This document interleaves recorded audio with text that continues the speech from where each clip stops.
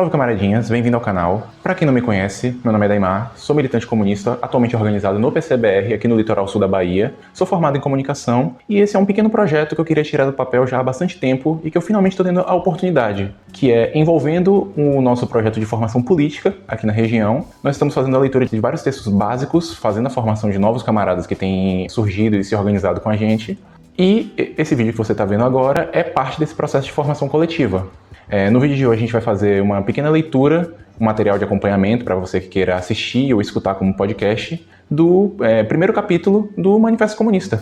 Primeiro de tudo, eu estou usando essa edição do Manifesto Comunista pela editora Paz e Terra. A sua edição pode ter uma outra diferença dependendo de qual versão você tem, se você tem a versão da Boitempo ou de outras editoras. É um texto que já foi editado e reeditado várias vezes, então vocês podem ter alguma diferença entre algumas palavras, mas a ideia geral você vai conseguir acompanhar. Dito isto, vamos à leitura. Introdução. Um espectro ronda a Europa, o espectro do comunismo. Todos os poderes da antiga Europa uniram-se numa caçada demagógica ao espectro. O Papa e o Czar, Metternich e Guizot, os radicais franceses e os espiões da polícia alemã. Onde está o partido de oposição que não foi denunciado como comunista por seus oponentes no poder? Onde está a oposição que, uma vez rotulada como comunista, não devolveu tal acusação aos partidos de oposição mais avançados e até mesmo aos seus adversários reacionários? Deste fato, resultam duas coisas. O comunismo já foi reconhecido por todos os poderes europeus como um poder.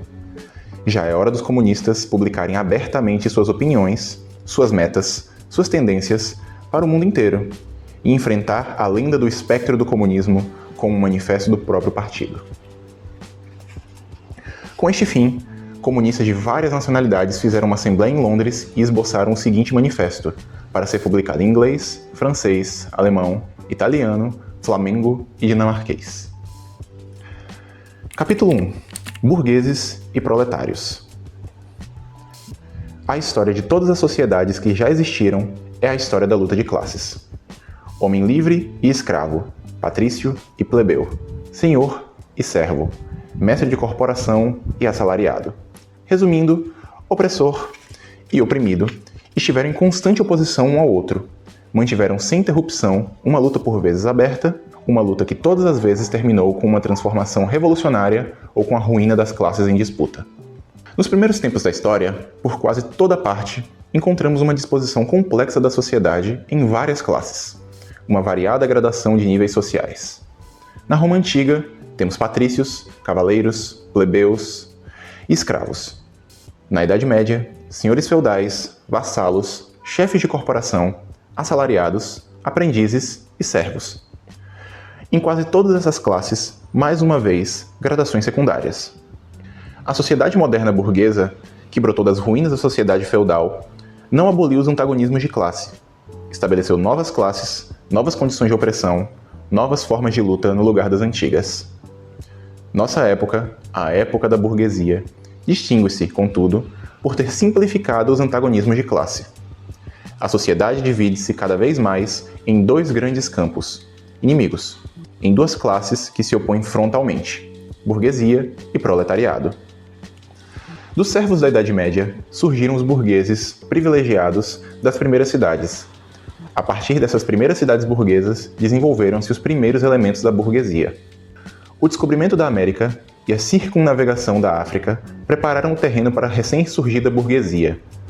As Índias Orientais e os mercados chineses, a colonização da América, o comércio com as colônias, o aumento dos meios de troca e das mercadorias em geral, deram ao comércio, à navegação, à indústria, um impulso nunca antes conhecido, e desse modo, um desenvolvimento rápido ao elemento revolucionário da sociedade feudal esfacelada.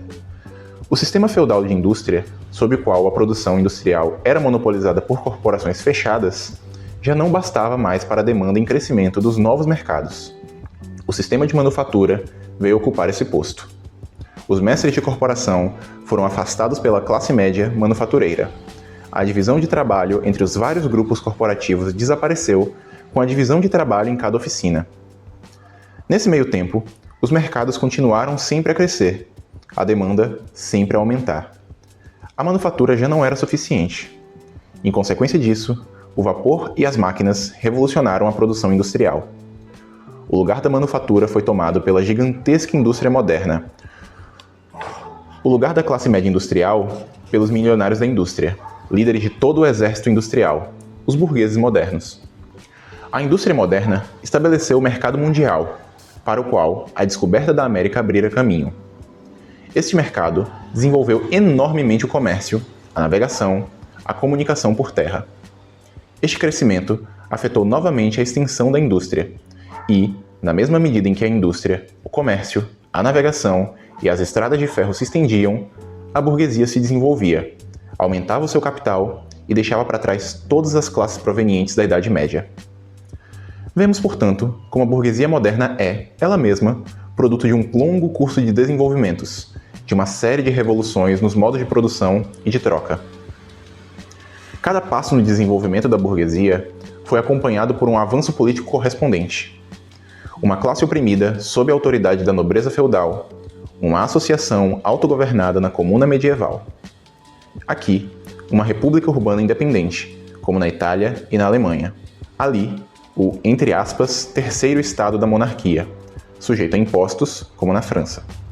Depois, no período da manufatura propriamente dita, servindo a monarquia semifeudal ou a monarquia absoluta, como um contraponto à nobreza, e, na verdade, pedra fundamental das grandes monarquias em geral. A burguesia, afinal, com o estabelecimento da indústria moderna e do mercado mundial, conquistou para si própria, no Estado representativo moderno, poder político exclusivo.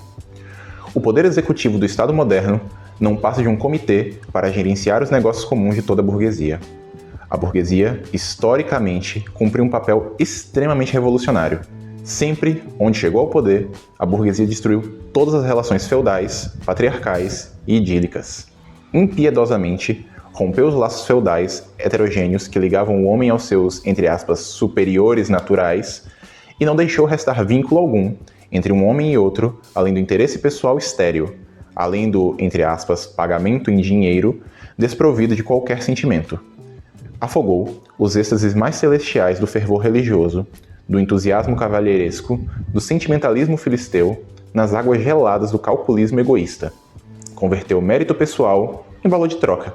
E, no lugar das incontáveis liberdades reconhecidas e adquiridas, implantou aquela liberdade única e sem caráter, a liberdade do mercado. Em uma palavra, substituiu a exploração mascarada por ilusões religiosas e políticas pela exploração aberta, descarada, direta e brutal. A burguesia despiu da sua auréola toda ocupação que era até agora honrada e admirada com respeito reverente. Converteu o médico, o advogado, o padre, o poeta e o cientista em seus operários assalariados. Ela arrancou da família o seu véu sentimental e reduziu a relação familiar a uma mera relação de dinheiro. A burguesia revelou, como uma demonstração brutal de força, tão admirada pelos reacionários da Idade Média, pôde encontrar seu complemento perfeito na preguiça mais indolente. Foi a primeira a dar provas do que a atividade humana pode empreender. Realizou maravilhas que superaram de longe as pirâmides egípcias, os aquedutos romanos e as catedrais góticas. Conduziu expedições que puseram na sombra todos os êxodos anteriores de nações e cruzadas. A burguesia não pode existir sem revolucionar, constantemente, os instrumentos de produção e, desse modo, as relações de produção, e com elas, todas as relações da sociedade. A conservação dos antigos modos de produção de forma inalterada era, pelo contrário, a primeira condição de existência de todas as antigas classes industriais. A revolução constante da produção, os distúrbios ininterruptos de todas as condições sociais, as incertezas e agitações permanentes distinguiram a época burguesa de todas as anteriores. Todas as relações firmes, sólidas, com sua série de preconceitos e opiniões antigas e veneráveis foram varridas. Todas as novas tornaram-se antiquadas antes que pudessem ossificar. Tudo o que é sólido desmancha-se no ar, tudo o que é sagrado é profanado, e os homens são, por fim, compelidos a enfrentar de modo sensato suas condições reais de vida e suas relações com seus semelhantes. A necessidade de um mercado em expansão constante para seus produtos persegue a burguesia por toda a superfície do globo. Precisa instalar-se em todos os lugares, acomodar-se em todos os lugares, estabelecer conexões em todos os lugares. A burguesia, por meio de sua exploração do mercado mundial, deu um caráter cosmopolita para a produção e o consumo em todos os países. Para grande desgosto dos reacionários, arrancou a base nacional debaixo dos pés da indústria. As indústrias nacionais antigas foram destruídas ou seguem sendo destruídas dia após dia. Elas são desalojadas por novas indústrias, cuja introdução torna-se questão de vida e morte para todas as nações civilizadas. Por indústrias que não mais trabalham com matéria-prima nacional, mas matéria-prima extraída de zonas remotas, cujos produtos são consumidos não só no próprio país, mas em todos os cantos do globo. Em lugar das antigas necessidades, satisfeitas pela produção do país, encontramos novas necessidades, exigindo para satisfazê-las produtos de terras e climas distantes. No lugar da antiga reclusão e autossuficiência local e nacional, temos conexões em todas as direções, uma interdependência universal das nações, e tanto em produção material como em produção intelectual. As criações intelectuais de nações individuais tornam-se propriedade comum. A parcialidade e a mentalidade tacanha nacional tornam-se sempre mais impossíveis e das numerosas literaturas nacionais e locais forma-se uma literatura universal. A burguesia, pelo aperfeiçoamento rápido de todos os instrumentos de produção, pelos meios de comunicação imensamente facilitados, arrasta todas as nações, até a mais bárbara, para a civilização. Os preços baratos de suas mercadorias são artilharia pesada com a qual derrubam até mesmo a muralha da China, com a qual forçam a capitulação do ódio intenso e obstinado dos bárbaros contra os estrangeiros. Compele todas as nações, sob pena de extinção, a adotar o modo de produção burguês. Compele-as a introduzirem o que chama de civilização no seu meio, ou seja, a se tornarem burguesas. Resumindo, cria um mundo à sua imagem. A burguesia subjugou o país às leis das cidades.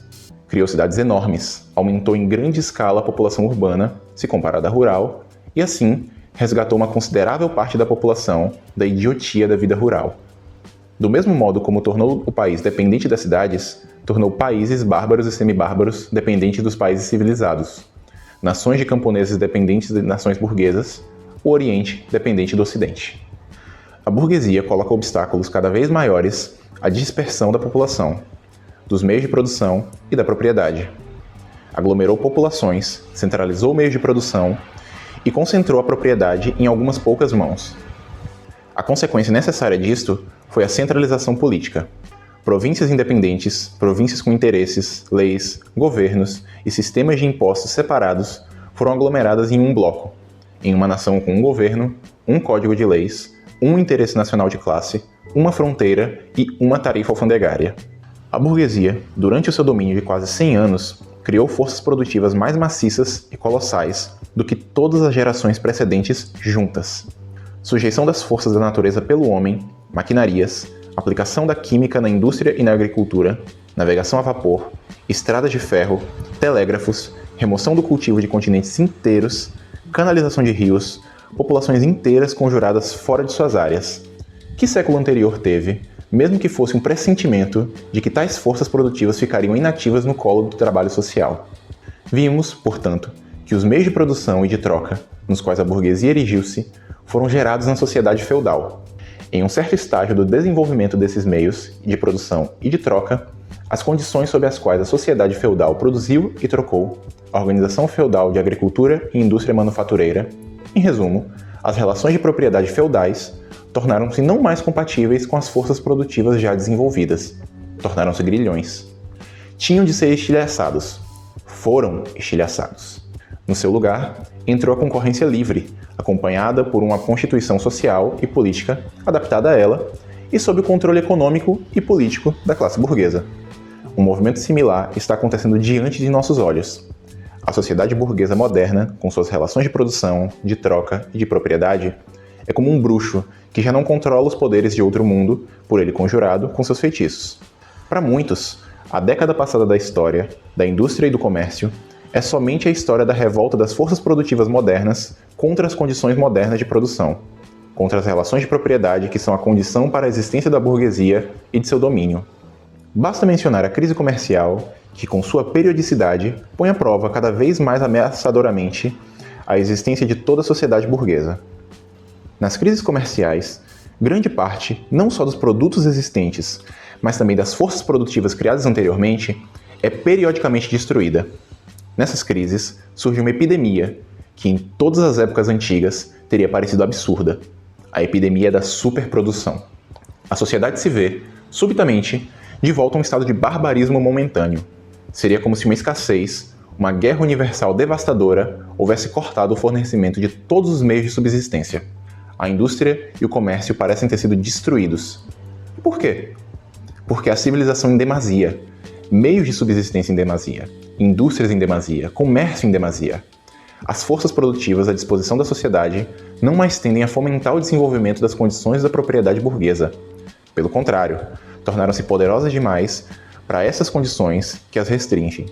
Assim que se livram desses grilhões, trazem desordem para toda a sociedade burguesa, pondo em risco a existência da propriedade burguesa. As condições da sociedade burguesa são estreitas demais para abranger toda a riqueza que criou.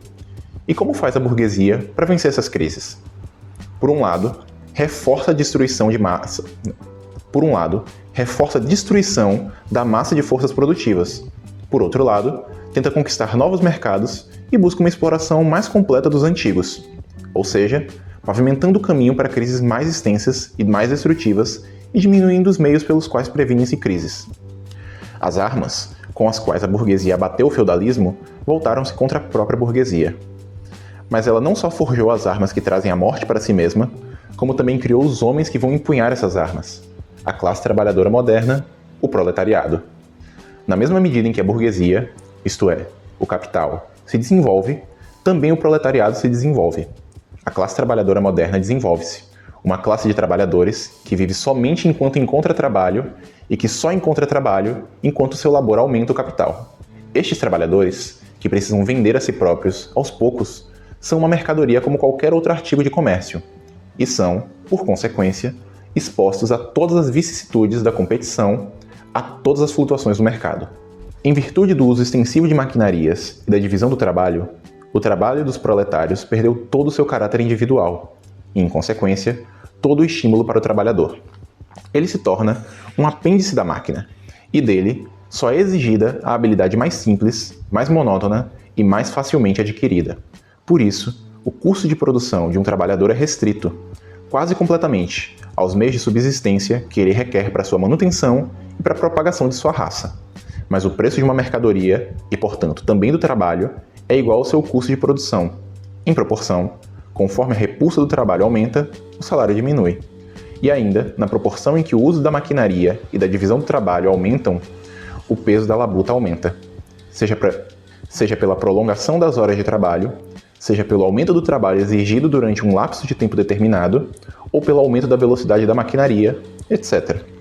A indústria moderna converteu a pequena oficina do mestre patriarcal na grande fábrica do industrial capitalista. Massas de trabalhadores comprimidos nas fábricas são organizados como tropas. Como soldados do exército industrial, são colocados sob o comando de uma hierarquia perfeita de oficiais e sargentos. Não são somente escravos da classe burguesa e do Estado burguês, mas são, a todo dia e a toda hora, escravizados pela máquina, pelo supervisor e, acima de todos, pelo próprio indivíduo fabricante burguês. Quanto mais abertamente esse despotismo proclama que o ganho e o seu fim... Quanto mais abertamente esse despotismo proclama que o ganho é o seu fim e a sua meta, tanto mais mesquinho, tanto mais odioso, tanto mais amargo ele se torna. Quanto menos habilidade e força física vem a requerer o trabalho manual, isso é, quanto mais se desenvolve a indústria, tanto mais o trabalho dos homens é substituído pelo das mulheres. Diferenças de idade e de sexo não têm mais validade distintiva social para a classe trabalhadora. São todos instrumentos de trabalho, mais ou menos caros, para serem usados de acordo com sua idade e sexo. Tão logo o trabalhador é explorado pelo fabricante e, no fim, recebe seu salário em dinheiro, ele é atacado pelas outras porções da burguesia, o senhorio, o lojista, o penhorista, etc. A camada mais baixa da classe média, os pequenos comerciantes, lojistas e artífices, aposentados em geral, artesãos e camponeses, todos eles se afundam, gradualmente, no proletariado. Em parte, porque seu capital diminuto não basta para a escala na qual a indústria moderna é levada avante, e atola-se na competição com os grandes capitalistas. E em parte, porque suas especializações se tornaram inúteis com os novos métodos de produção. Assim, o proletariado é recrutado de todas as classes da população. O proletariado passa por vários estágios de desenvolvimento. Com seu nascimento, começa a sua luta contra a burguesia. No início, a disputa é conduzida pelo indivíduo trabalhador. Depois, pelos operários de uma fábrica, assim como pelos artífices de uma classe profissional em uma localidade contra o indivíduo burguês que os explora diretamente. Eles não dirigem seus ataques apenas contra as relações burguesas de produção, mas também contra os próprios instrumentos de produção. Eles destroem mercadorias importadas que competem com seu trabalho, despedaçam máquinas, incendeiam fábricas, buscam restaurar pela força a condição do operário da Idade Média que desapareceu. Nesse estágio, os trabalhadores ainda formam uma massa incoerente, espalhada pelo país todo e fracionada pela competição. A união da enorme massa de trabalhadores ainda não é um resultado de sua própria união, e sim o resultado da união da burguesia, que precisa pôr em movimento todo o proletariado para alcançar seus objetivos políticos. E, ao menos por enquanto, ela ainda pode fazer. Nessa fase, portanto, os proletários não lutam contra seus inimigos, mas os inimigos de seus inimigos, remanescentes da monarquia absoluta, os proprietários de terras, os burgueses neoindustriais, a pequena burguesia. Assim, todo o movimento histórico está concentrado nas mãos da burguesia. Toda vitória obtida assim é uma vitória para a burguesia. No entanto, com o desenvolvimento da indústria, o proletariado não só aumenta em número, como se torna concentrado em massas maiores. Sua força cresce e ele sente mais essa força. Os vários interesses e condições de vida dentro das linhas do proletariado são sempre mais equalizados, na proporção em que a maquinaria cancela todas as distinções de trabalho e, por quase toda parte, reduz salários para o mesmo nível baixo. A competição crescente entre os burgueses e a crise comercial resultante fazem os salários dos trabalhadores flutuarem ainda mais. As melhorias incessantes da maquinaria, sempre desenvolvendo-se mais rápido, tornam o seu meio de vida mais e mais precário. As colisões entre indivíduos trabalhadores e os indivíduos burgueses tomam cada vez mais o caráter de colisão entre duas classes. Sobre isso, os trabalhadores começam a formar combinações, sindicatos, contra os burgueses. Eles se unem de modo a manter o aumento do nível salarial, fundam associações permanentes de modo a assegurar-se, antecipadamente, para essas revoltas ocasionais. Aqui e ali, a contenda manifesta-se em tumultos. De tempos em tempos, os trabalhadores vencem, mas só provisoriamente. O verdadeiro fruto de suas batalhas repousa não no resultado imediato, mas na união cada vez mais abrangente dos trabalhadores. Essa união é favorecida pelos meios de comunicação mais desenvolvidos, criados pela indústria moderna e que colocam os trabalhadores de localidades diferentes em contato uns com os outros. Era somente este contato o necessário para centralizar as numerosas lutas locais, todas do mesmo caráter, em uma luta nacional entre classes. Mas cada luta de classe é uma luta política. E com essa união, para alcançar o que os burgueses da Idade Média, com suas estradas vicinais, precisaram de séculos, os proletários modernos, graças às estradas de ferro, alcançaram em poucos anos. Esta organização dos proletários em uma classe, e consequentemente em um partido político, está sendo perturbada, continuamente, pela competição entre os próprios trabalhadores. Mas ela sempre se levanta outra vez, mais forte, mais firme, mais poderosa. Ela força um reconhecimento legislativo dos interesses particulares dos trabalhadores, aproveitando-se das divisões no meio da própria burguesia. Assim, foi aprovada na Inglaterra a Lei das 10 Horas. Em geral, as colisões entre as classes da velha sociedade favorecem, de muitos modos, o curso do desenvolvimento do proletariado. A burguesia encontra-se envolvida em uma batalha constante, primeiro com a aristocracia, depois com essas porções da própria burguesia, cujos interesses se tornaram antagônicos aos progressos da indústria, e em todas as épocas com a burguesia de outros países. Nessas batalhas, ela se vê compelida a apelar para o proletariado, pedir sua ajuda e, assim, arrastá-lo para dentro da arena política. A própria burguesia, portanto, fornece ao proletariado seus próprios elementos de educação política e geral. Em outras palavras, supre o proletariado com armas para enfrentar a burguesia. Ademais, como já vimos, parcelas inteiras das classes governantes são lançadas no proletariado pelo avanço da indústria, ou pelo menos tem sua existência ameaçada. Isso também supre o proletariado de elementos recentes de formação e de progresso. Finalmente, em épocas em que a luta de classes beira sua hora decisiva, o processo de dissolução e desenvolvimento dentro da classe governante, na verdade, dentro de toda a extensão da antiga sociedade, assume um caráter tão violento, tão penetrante, que uma pequena parcela da classe governante desprende-se e une-se à classe revolucionária, a classe que carrega o futuro em suas mãos. Exatamente como, em uma época anterior, uma parcela da nobreza uniu-se à burguesia, assim agora, uma parte da burguesia une-se ao proletariado, e, em particular, uma parte composta de ideólogos burgueses que chegaram a uma compreensão histórica do movimento como um todo. De todas as classes que se põem frente a frente hoje com a burguesia, somente o proletariado é uma classe realmente revolucionária. As outras declinam e finalmente desaparecem ante a indústria moderna. O proletariado é o seu produto mais autêntico. A classe média baixa, o pequeno fabricante, o lojista, o artesão, o camponês, todos esses lutam contra a burguesia para não naufragarem. Eles não são, portanto, revolucionários, mas conservadores. E ainda, são reacionários, pois giram a roda da história para trás. Se por acaso são revolucionários, eles o são só por terem em sua vista sua transferência iminente para o proletariado. Desse modo, defendem não os interesses do presente, mas os do futuro. Deserdam seu ponto de vista em prol daquele do proletariado. A, entre aspas, classe perigosa, o lumpenproletariado, essa massa que apodrece passivamente, repudiada pelas camadas mais baixas da antiga sociedade, pode, aqui e ali, ser arrastada para o movimento por uma revolução proletária. Suas condições de vida, contudo, preparam-na muito mais para o papel de uma ferramenta subornada da intriga reacionária. As condições de vida da sociedade antiga já se encontram destruídas nas condições de vida do proletariado. O proletário não tem propriedade. Sua relação com esposa e filho já não tem coisa alguma em comum com as relações da família burguesa. O trabalho moderno industrial, a sujeição moderna ao capital, iguais na Inglaterra como na França, nos Estados Unidos e na Alemanha, desnudou de todos os traços de caráter nacional. Lei, moralidade, religião são para ele preconceitos burgueses atrás dos quais se escondem os interesses da burguesia. Todas as classes precedentes que tiveram comando procuraram garantir suas oposições, sujeitando a sociedade em geral às suas condições de apropriação. Os proletários não podem se tornar patrões das forças produtivas da sociedade, exceto abolindo seus próprios meios de apropriação anteriores e, de tal modo, também todos e quaisquer outros modos de apropriação anteriores. Eles nada têm para assegurar e fortificar. A missão deles é destruir todas as garantias e seguranças da propriedade individual. Todos os movimentos históricos anteriores foram movimentos de minorias, ou no interesse de minorias. O movimento proletário é o movimento autoconsciente, independente da imensa maioria, no interesse da imensa maioria. O proletariado, a camada mais baixa da nossa sociedade atual, não pode sublevar-se, não pode se revoltar, sem que toda a camada dominante da sociedade oficial seja arremessada no ar. Apesar de não em conteúdo, mas em forma, a luta do proletariado contra a burguesia é, antes de tudo, uma luta nacional. O proletariado de cada país precisa, claro, primeiro de tudo, acertar seus assuntos com sua própria burguesia. Ao retratar as etapas mais gerais do desenvolvimento do proletariado, podemos acompanhar a guerra civil, ora mais, ora menos velada, dentro da sociedade, até o ponto em que ela irrompe em uma revolução aberta.